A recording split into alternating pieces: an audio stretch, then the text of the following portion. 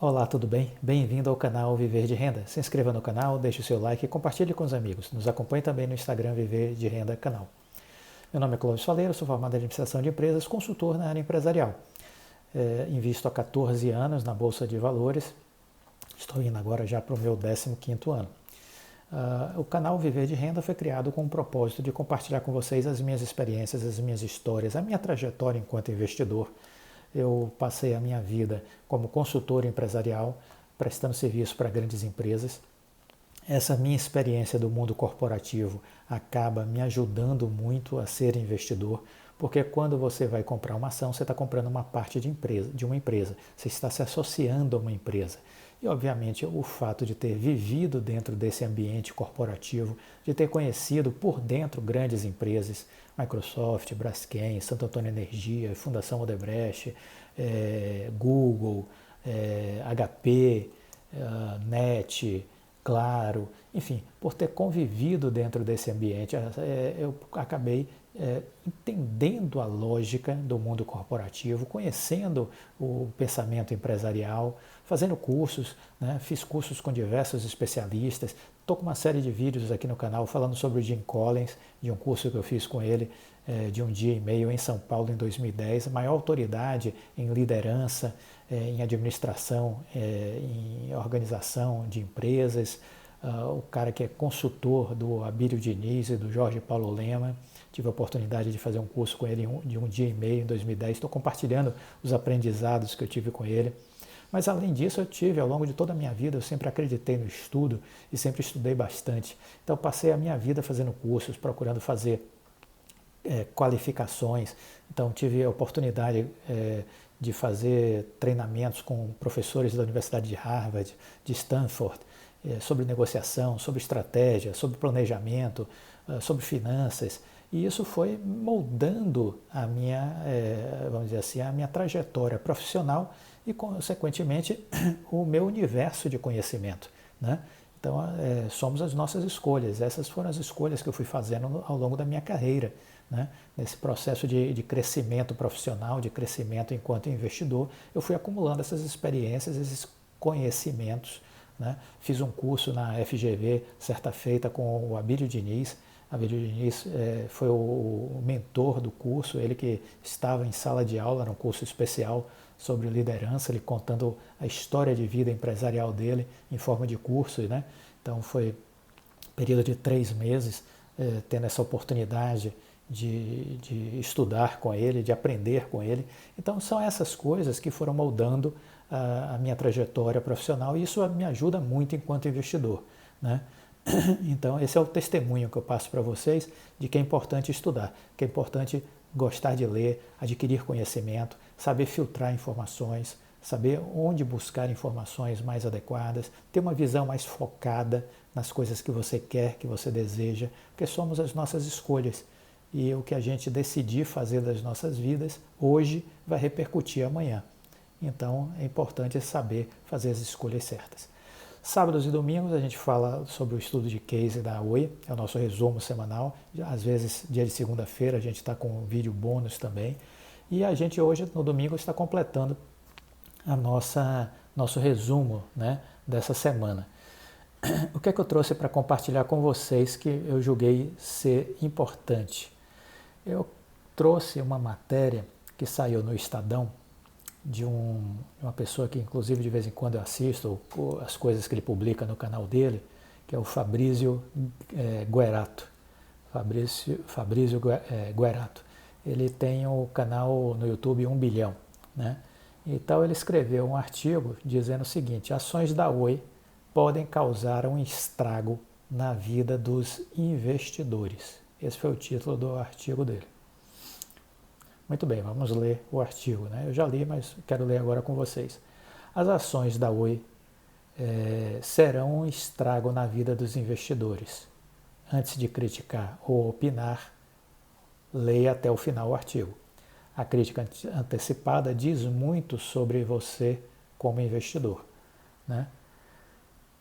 Então, antes de começar, eu quero contar, isso ele dizendo, antes de começar, eu quero contar algo que aconteceu recentemente. Um investidor mandou uma mensagem no Instagram dizendo que havia vendido sua casa por 400 mil e queria aplicar tudo na Oi. Como educador financeiro, me senti na obrigação de entrar em contato com esse seguidor e contar um pouco de tudo que eu já vi no mercado financeiro, principalmente sobre as tragédias que já vi e de pessoas que perderam tudo. Ele entendeu perfeitamente o que estava falando, inclusive autorizou que seu nome fosse citado como exemplo para ajudar outros investidores a não cometerem os mesmos erros. Esse seguidor poderia ser um caso isolado, mas a verdade é que não é. Quando eu pergunto nos meus vídeos qual o percentual da Oi que as pessoas têm, são frequentes as respostas, como 40%, 50%, 80%, 100%. Isso me preocupa, e me preocupa muito, diz ele. Antes de continuar, mais uma vez gostaria de falar que tenho o IBR3 na carteira desde 2019, com preço médio na casa aí de 90 centavos. Continuo mantendo o papel, ou seja, acredito na empresa e na gestão do Rodrigo Abreu. Porém, isso não me impede de criticar alguns comportamentos que acredito que vão na contramão da educação financeira e de tudo que eu aprendi. Aí continua o Fabrício. Quando vejo alguém colocando grande parte do seu patrimônio em uma única ação, seja ela Oi, Magazine Luiza ou Itaú, não existe nenhuma razão lógica que justifique essa estratégia de investimento. Essa pessoa, infelizmente, é uma apostadora que usa a bolsa apenas como plataforma, assim como um jogador que entra em um cassino de Las Vegas. Quando disse no começo do artigo que as ações da Oi causarão um estrago na vida de muitos investidores, explicarei o porquê. A primeira coisa que pode acontecer é que as ações podem ter uma forte valorização e talvez tripliquem de valor em um curto espaço de tempo. Nesse caso, parece o cenário perfeito, pois muitos investidores, inclusive iniciantes, ganhariam dinheiro. Mas será que isso realmente é positivo? Totalmente? Vejam que muitos acionistas minoritários que ainda não sabem ler um balanço investem há pouquíssimo tempo na renda variável e passaram por poucas crises, não viram, por exemplo, a Petrobras desabar de R$50 para menos de 5. Chegou em torno aí de 4,80 a Petrobras. Muita gente comprou a 50, está no prejuízo até hoje, isso é verdade, isso eu acompanhei de perto. Eu comprei lá embaixo, eu comprei ela nessa faixa aí de 5,80, R$6 e depois vendi a 20 e poucos reais, 23, R$24, alguma coisa assim. Então, a Petrobras despencou por conta da questão da operação da Lava Jato. Também não viram de perto o que aconteceu com a vida de muitas pessoas que acreditaram no grupo X do Eike Batista. Quem não conhece a história do Eike, vale a pena pesquisar. O Eike tinha um projeto muito interessante, eu não vou discorrer aqui sobre isso. Era uma estrutura de negócios muito bem bolada, mas que o carro-chefe da estratégia dele, a âncora de estratégia dele era a OGX, que era uma empresa de petróleo. E era um ativo de risco, de muito risco, porque quando você tem campos de petróleo, você não sabe o que está ali. Você tem uma expectativa de que vai ter uma grande produção. Ela pode não se confirmar. Foi o que aconteceu com a OGX. Vários campos não performaram como esperado pelo Eike, como divulgado pelo Eike. E casou a tempestade perfeita que isso aconteceu num período de turbulência com a crise econômica de 2008. Então aí vieram abaixo as empresas do Eike, a OGX afundou e aí trouxe a reboque todas as outras empresas, como OSX, MMX, enfim. Bom, não estou dizendo, aí eu continuo Fabrício, não estou dizendo que esse é o mesmo caso da Oi. Estou dizendo que se você faz uma aposta em uma única empresa sem saber exatamente os riscos que está correndo, sem fazer planejamento ou sem ter estratégia, você pode acabar tendo o azar de ter sorte, ou seja, triplica o valor investido como em um cassino. O ser humano é vaidoso por natureza, ele sempre quer achar que sabe algo que os outros não sabem. Acertar uma supervalorização da Oi, com certeza absoluta, faria com que muitos tentassem encontrar a ação que mais uma vez iria multiplicar o capital rapidamente. Afinal, essa pessoa é muito inteligente, conseguiu ver o que muitos não viram, não é mesmo? Isso aconteceu comigo quando eu quebrei na bolsa. Eu comecei a especular e comprar empresas que tinham grandes valorizações, isso em 2007, tinham grandes valorizações.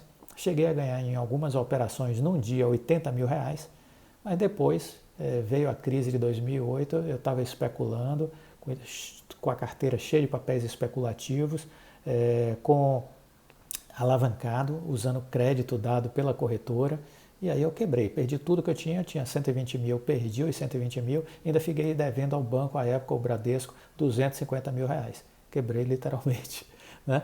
Mas entendi por que quebrei, porque eu estava especulando, porque eu estava fazendo errado, eu estava fazendo da bolsa um cassino. E aí o que é que eu fiz? Vendi meu único imóvel. Então veja, eu tenho algumas nuances aqui que eu vejo que a gente precisa entender os contextos e identificar o que fazer, né? Por exemplo, diz, a pessoa vendeu 400 mil a casa e comprou Oi. Eu vendi o meu único imóvel na época por 100 mil reais e voltei para a Bolsa. Não comprei uma única empresa, comprei empresas que eu já sabia que eram boas empresas para investir. Comprei Petrobras, comprei Vale do Rio Doce, na época a Vale chamava-se Vale do Rio Doce, Petrobras, CSN, Bradespar, que era Bradesco Participações. Então, comprei 4, 5 ações, Gerdau, né? E procurei voltar para a Bolsa de Valores com essas ações. E não me arrependo de forma alguma ter vendido o meu imóvel e ter voltado à Bolsa de Valores com dinheiro apurado, entendeu? Foi isso que me fez voltar ao processo de geração de riqueza e em 2011 eu consegui chegar, se não me falha a memória agora, se eu não estiver me traindo aqui nas contas, em 2011 eu consegui chegar no meu primeiro R$ 1 milhão. Então é isso, você tem que saber o que está fazendo, né? E aí ele termina aqui o artigo dele dizendo, e se a Oi falir, né? O que vai acontecer com o seu investimento, né? Então ele questiona que se o papel despencar ou até mesmo a empresa falir, se você é investidor já hoje jamais pensou nessa possibilidade, se busca apenas notícias que falem bem da empresa e olha somente análise de profissionais que dizem que o papel irá se multiplicar por muitas vezes, sinto muito, mas você sofre de viés de confirmação e precisa estudar finanças comportamentais. Enfim, aí ele continua aqui dizendo mais algumas coisas, né, que o problema não está em investir em Oi, como já disse, eu invisto desde 2019, o importante é entender que eu continuarei a ter a ação na carteira, talvez nos próximos anos. O problema é quando duas questões não estão muito bem respondidas. Por que você investe na empresa e qual o percentual de sua carteira? Então aí, para finalizar esse artigo que ele colocou, eu queria fechar com esses 2 pontos que ele levantou. Por que você investe na empresa? Isso é fundamental. Então, por que eu invisto na empresa? Porque eu estudo a empresa. Se você não estuda a empresa, aí sim, você é um jogador. E você pode quebrar a cara. Simples assim. Assim como tem pessoas que já me procuraram dizendo que perderam dinheiro com a Oi. Eu não perdi. Eu terminei o ano que passou com uma rentabilidade acima de 170% com a Oi. Mas algumas pessoas já me procuraram dizendo que perderam dinheiro com a Oi, que venderam as ações e realizaram prejuízo. Estudo.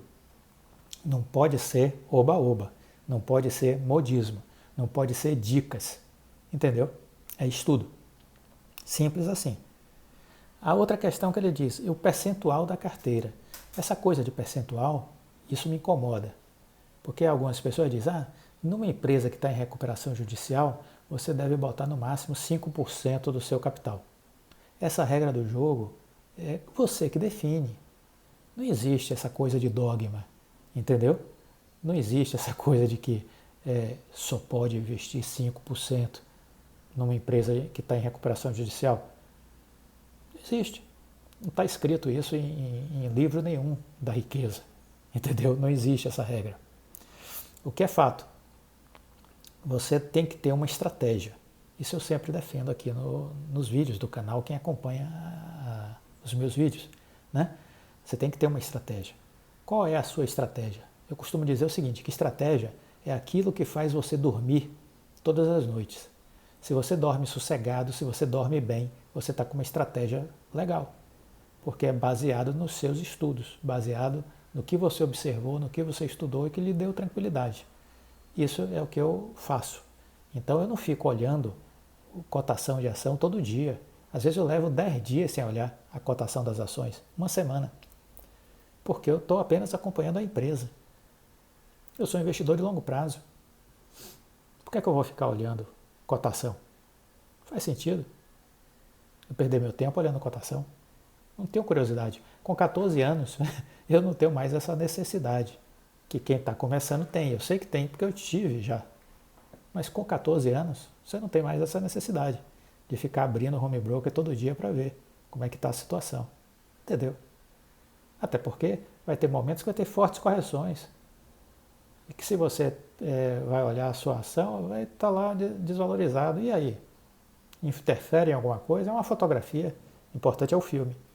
Eu já falei que preço e valor são coisas diferentes. Então o preço é a fotografia, o instantâneo daquele dia, daquele momento. E o filme? O filme é o valor.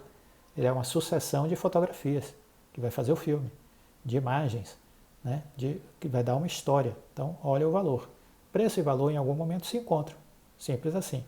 Então, cada um deve ter uma estratégia. E cada um deve definir qual é o percentual da sua ação na sua carteira. Simples. Conforme o que lhe deixa tranquilo, confortável. Cada um vai ter a sua estratégia. Por exemplo, no ano passado, em 2020, de janeiro a julho, eu tive apenas 2 ações na minha carteira. Magazine Luiza e Oi. Só, mais nada. No segundo semestre, eu passei para 7 ações. E quando chegou em novembro, no início de novembro, eu reduzi para 6. E agora eu continuo com as 6 em janeiro. E vou avaliar. Agora, nos primeiros dias de janeiro, eu vou estar reavaliando a minha carteira, olhando o cenário macroeconômico, para ver como é que eu vou me posicionar. Aí, qual o percentual de cada ação dessas 6 dentro da minha carteira? Eu que decido. Tem uma regra específica? Não, não existe regra específica. Existe o que me deixa confortável. Eu avalio o potencial de valorização de cada empresa, avalio o momento, avalio as coisas que podem influenciar no preço dessas ações, no curto, médio prazo, e defino o percentual. Há uma regra? Não, você define.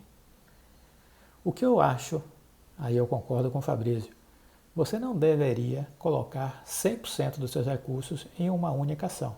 Isso eu acho, isso eu acredito. Por quê? Porque, às vezes, essa ação tem um potencial de valorização, mas vai demorar muito tempo para performar esse valor, né? Então, você deve procurar dividir o que você tem em mais de uma ação.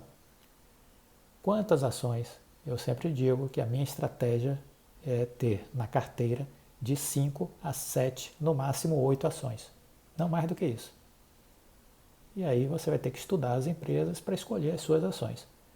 Então, esse domingo eu queria trazer essa matéria do Fabrício, porque eu achei interessante algumas colocações que ele pontuou, mas eu queria, ao mesmo tempo, ler com vocês e pontuar a minha visão. Há coisas que eu concordo e algumas coisas de ajustes de pensamento pela minha experiência. Mas, de novo, é importante você investir no que você conhece. Isso é uma máxima do Warren Buffett. Invista no que você conhece. E conhecer significa o quê? Significa estudar. Então, você quer ser o investidor de Oi? Estude a Oi. Leia tudo sobre a Oi. Mas não é ficar em rede social pegando informação, não. É ler matérias que saem sobre a empresa, assistir todas as entrevistas do Rodrigo Abreu, assistir lives do Rodrigo Abreu, assistir reuniões públicas que o Rodrigo Abreu faça, participação em eventos que o Rodrigo Abreu faça, entendeu? É preciso fazer isso, estar antenado, olhar o planejamento da empresa e execução. Planejamento, execução, planejamento, execução. Pronto, é isso que eu tenho que olhar. Isso é estudar a empresa, entendeu? Essa era a dinâmica, essa era a ideia desse vídeo.